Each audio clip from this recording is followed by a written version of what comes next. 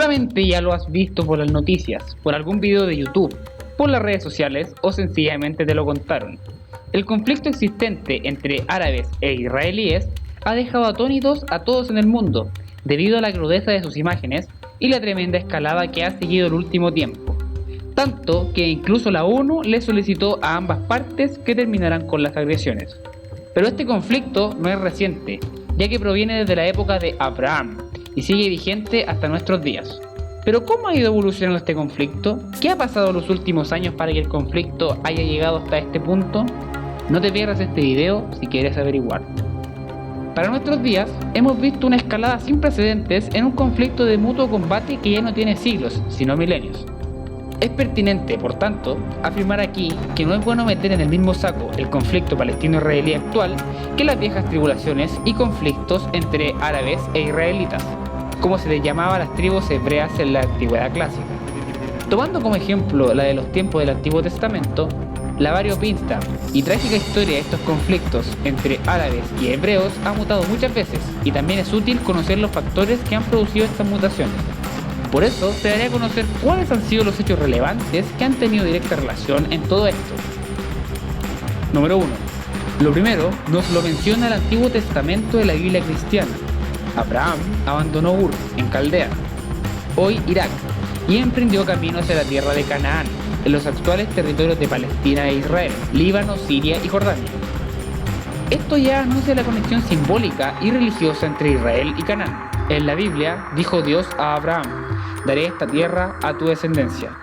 Génesis capítulo 12, versículo 7. Fueron muchos los hechos que llevaron a los judíos desde su tierra en Ur hasta Canaán, la tierra prometida por Dios, desde ser esclavos en Egipto, pasar 40 años en el desierto hasta llegar al actual Israel. Número 2. Luego, para el año 1270 a.C., los descendientes de Abraham, representados por las 12 tribus de Israel, conquistan parcialmente Canaán, luego de su éxodo de Egipto y distribuyen el territorio entre las 12 tribus. Esa repartición, sin embargo, tiene constantes escaramuzas de samaritanos, edomitas y filisteos, así como de los pueblos llamados fenicios del Líbano. No obstante, ninguno de estos pueblos tuvo un claro predominio sobre todo el territorio cananeo. Número 3. Aproximadamente para el año 722 a.C., 2 siglos después de la muerte de Salomón, comienzan las invasiones de los diferentes imperios del reino dividido de Israel, que dan lugar a lo que se le conoce como la diáspora, con invasiones provenientes del imperio asirio. La primera diáspora tiene su origen ya en el siglo VI a.C., cuando Nabucodonosor, tras sus campañas militares a la emblemática Jerusalén, deportó a miles de hebreos a Babilonia, en donde soportaron más de un siglo de cautiverio. Después de la liberación, gran número de ellos se establecieron en el norte de Egipto, Asia Menor y sur de Europa. Número 4. Para el año 323 a.C., el imperio persa restaura a los judíos en Palestina, y luego el imperio de Alejandro Magno y el imperio romano provocan un nuevo éxodo, llamado la segunda diáspora.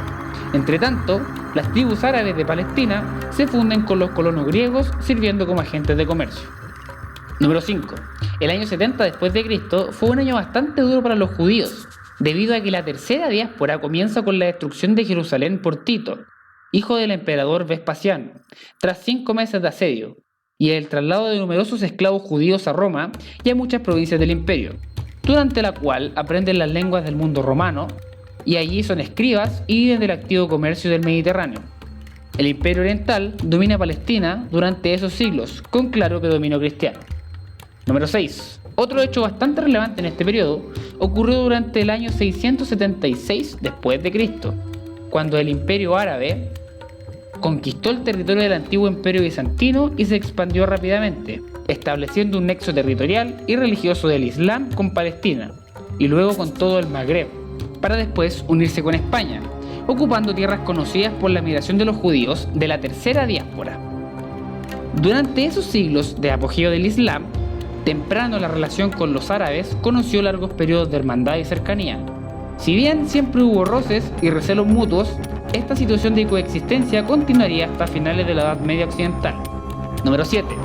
Para los siglos X, XI, XII y XIII después de Cristo, el ejército turco seljucí conquistó Palestina, y desde entonces se inicia otra etapa de persecución de los judíos en el exilio, y con los árabes reducidos a una ruda esclavitud. La trascendencia de los judíos en Europa no hace más que crecer durante el medievo, creando tensión entre sus comunidades sinagogales y los pueblos en los que se asentaron. Entretanto, las cruzadas marcaron la pauta de una Palestina mitad cristiana y mitad musulmana. Pronto, Saladino habría de romper ese cerco y desde finales del siglo XIII Jerusalén sería bastión exclusivo del Islam hasta el siglo XX. Número 8. 1492. En Europa, el movimiento por la asimilación tomaba vuelo durante el Renacimiento. Tal movimiento consistía, básicamente, en obligar a los judíos a dejar de practicar el judaísmo, desechar su identidad y tomar las formas de educación y culturas propias de las sociedades europeas. La expulsión de los safardíes de España el año 1492 es la última de las que llevan a cabo todas las naciones occidentales. Número 9. Por su parte, los árabes sufren el rígido control otomano desde el siglo XVI hasta el XX. Todo impulso reivindicatorio explícito es reprimido por los sultanes de la Sublime Puerta. Palestina es un mero bastión comercial, rara vez visitado por extranjeros, hasta la llegada de británicos y franceses a la región a finales del siglo XIX. Número 10.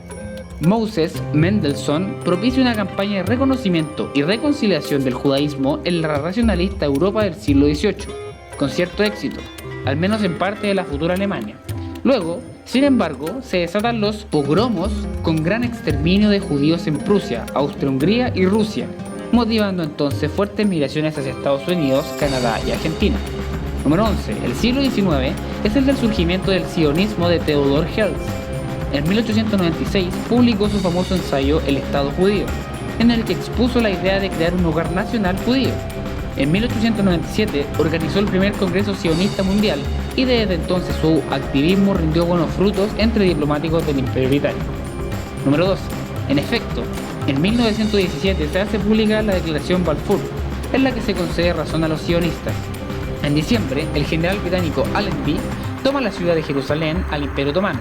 La población de Palestina es entonces de unos 700.000 habitantes que, en su mayoría, son árabes y musulmanes. Número 13.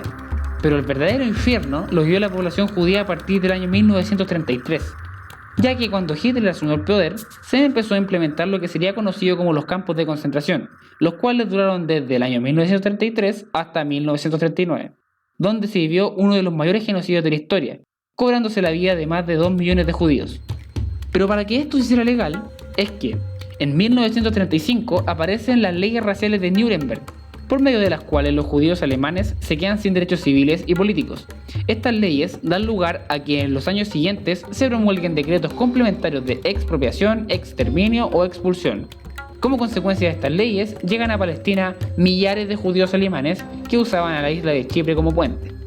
Estos son los antecedentes que llevaron a Israel y a Palestina al conflicto en el que se están enfrentando hoy en día. Pero esto no acaba acá, ya que durante los años posteriores esto se iría agravando aún más. Pero si quieres saber qué pasará después, te invito a ver la segunda parte.